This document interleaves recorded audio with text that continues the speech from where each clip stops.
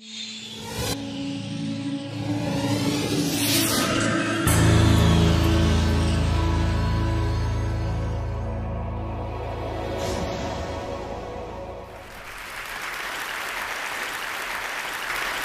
is interesting that in the United States, the most significant healthcare budget goes to cardiovascular disease care, whether it's private or public. It's not even, there's no comparison at all.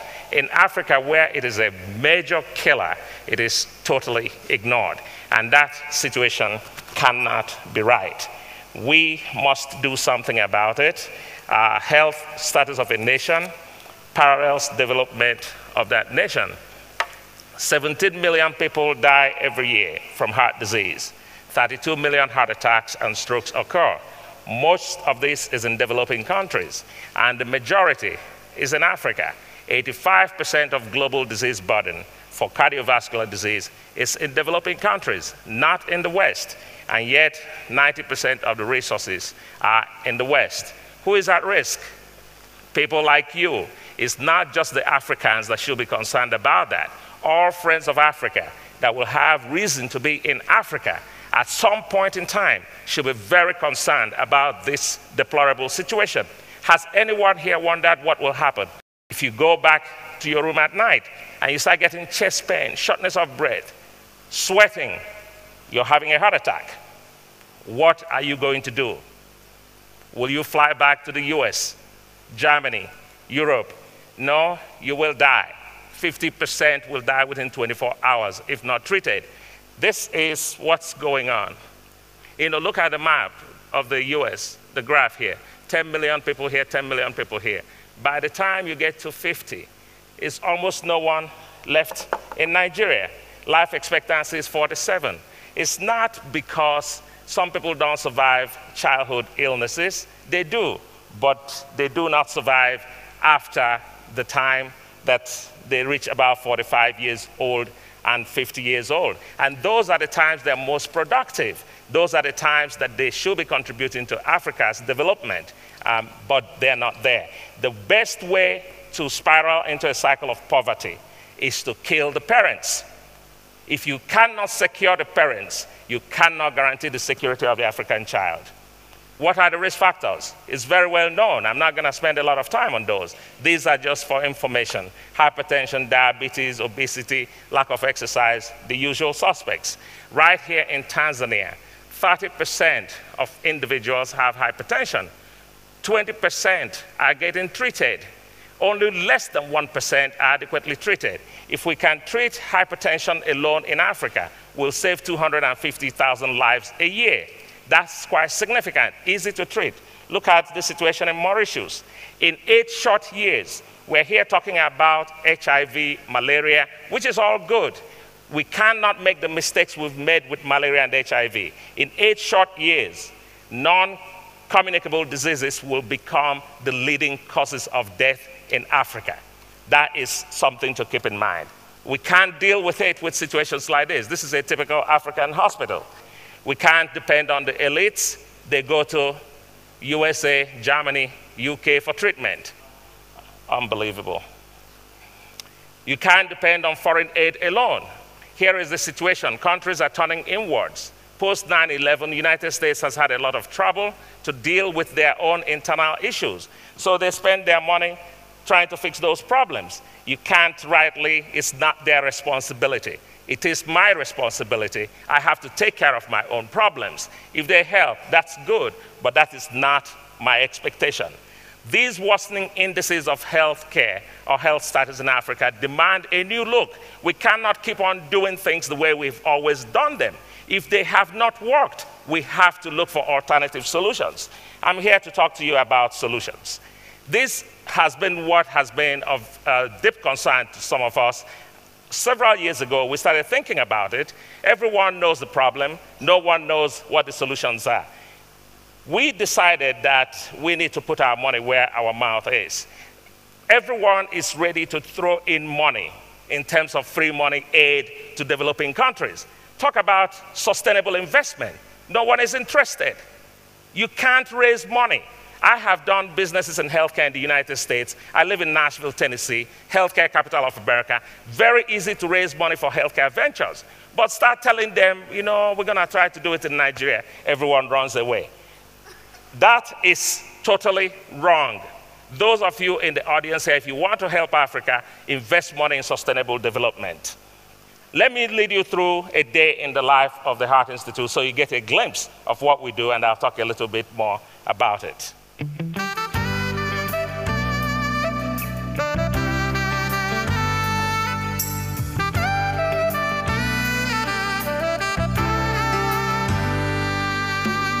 I've been around this world, I've been a lot of places, seen a million faces in 1,000 times. But when I looked into your eyes, I knew I found heaven. And I've been wanting to tell you, I never want to let you go. It may be winter in Eden, but what I'm feeling is summer in my heart. Is it too familiar to say I love you? Would you be suspicious if I asked your name? What we have done is to show that high-quality healthcare comparable to the best anywhere in the world can be done in a developing country environment. We have 25 physicians right now, all of them trained, board certified in the USA, Canada, or Britain. We have every modality that can be done in Vanderbilt, Cleveland Clinic, everywhere in the US. And we do it for about 10% of the cost that you will need to do those things in the United States.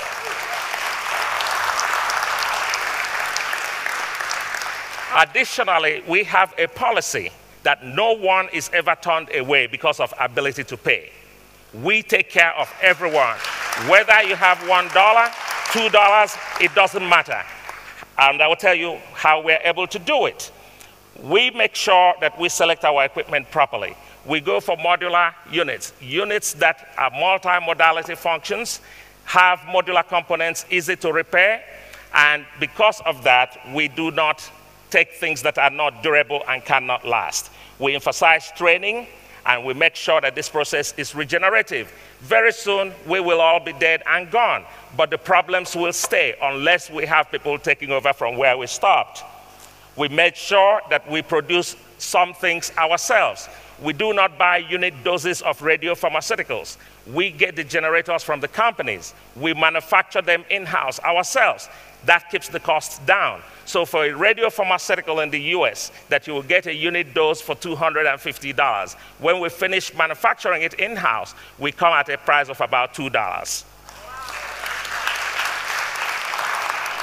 We recognize that the only way to bridge the gap between the rich and poor countries is through education and technology. All these problems we're talking about, if we bring development, they will all disappear. Technology is a great equalizer. How do we make it work? It improves healthcare, it's cost effective, it extends opportunity to the rural centers, and we can use expertise in a very smart way. This is the way our centers are set up. We currently have 3 locations in the Caribbean, and we're planning a 4th one. And we have now decided to go into Africa. We will be doing the West African Heart Institute in Port Harcourt, Nigeria. That project will be starting within the next few months. We hope to open in 2008-09. And we will do other centers. This model can be adapted to every disease process. All the units, all the centers are linked through a switched hub to a central server, and all the images are populated to review stations. And we designed this telemedicine solution. It's proprietary to us, and we're happy to share what we have learned with anyone who is interested in doing it.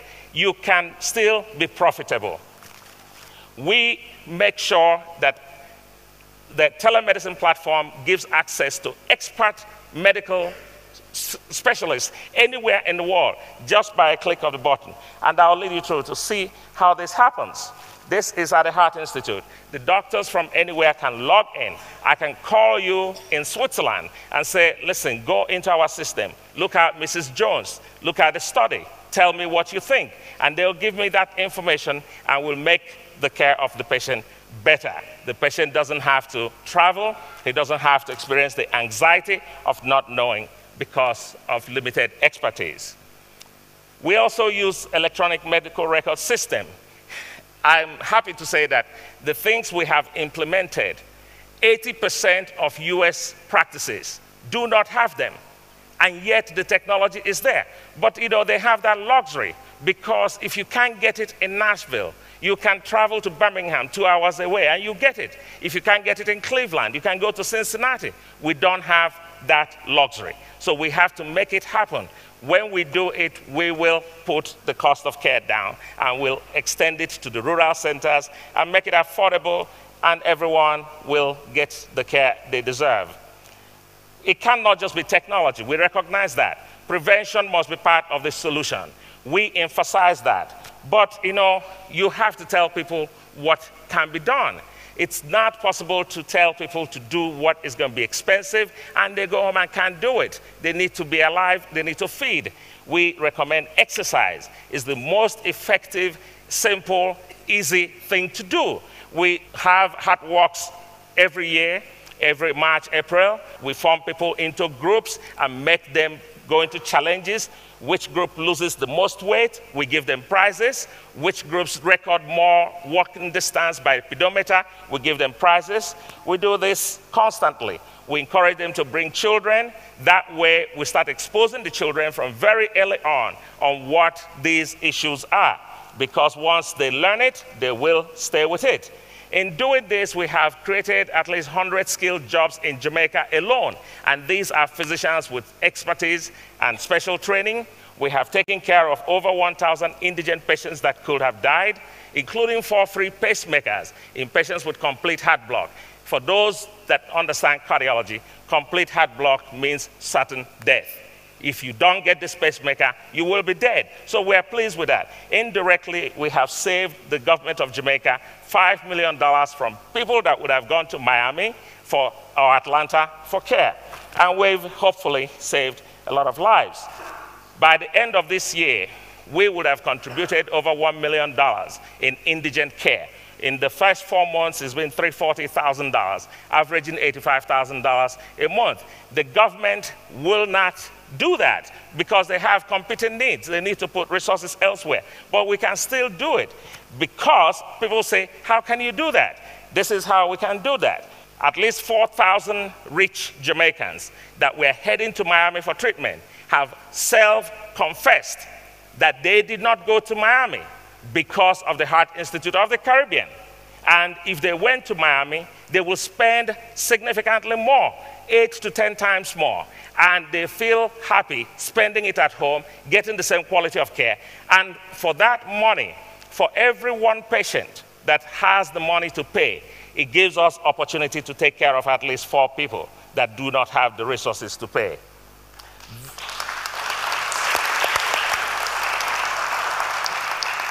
For this to work, this progress must be sustainable. So we emphasize training. Training is critical.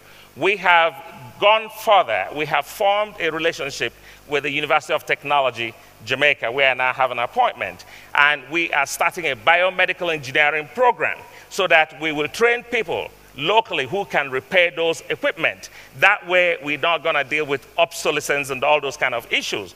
We are also starting ancillary healthcare technology training programs, training people in echocardiography, cardiac ultrasound, those kind of things.